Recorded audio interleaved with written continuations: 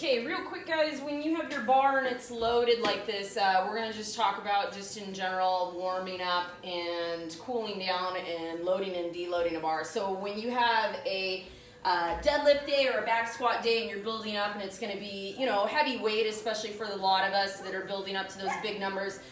Today, like on the bar, I ended up with about 215 pounds, I ended up with 215 pounds, and so that was like my 90% I was working up to today.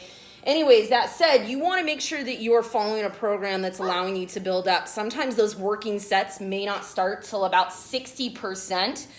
And so in this case, I needed to have some warm-up sets to get to that 60%. My 60% today was 140 pounds.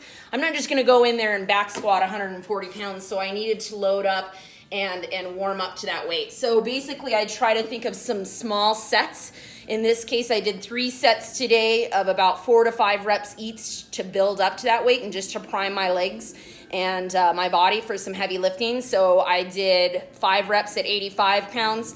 I did 5 reps at 105 pounds. And then I did about 4 reps at about 125. My first working set today was only 2 reps, and it was at that 60% of my 1 rep max. So it was, again, 140 pounds. So keeping in mind that you want to try to do anywhere from 3 to 4 warm-up sets before getting into any heavy weightlifting.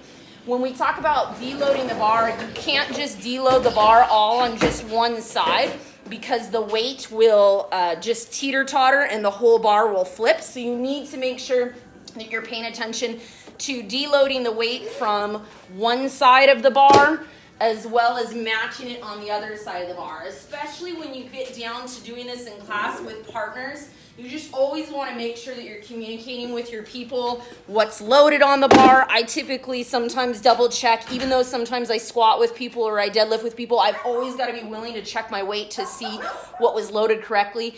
Trust yourself, not your partners sometimes. So always go back and count, do your math, and make sure that you know what's correctly loaded on the bar before you lift it. But same thing when you go to deload, make sure that, again, you're utilizing kind of the half mode of like take some off on one side, about 25 to maybe 30 pounds at max, and then take it off on the other side.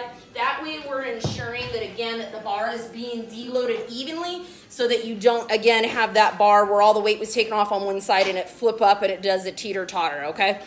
So just some quick tips. I know that later this week, a lot of you guys have asked about more videos on warming up, ways to warm up, a general warm-up versus a specific warm-up.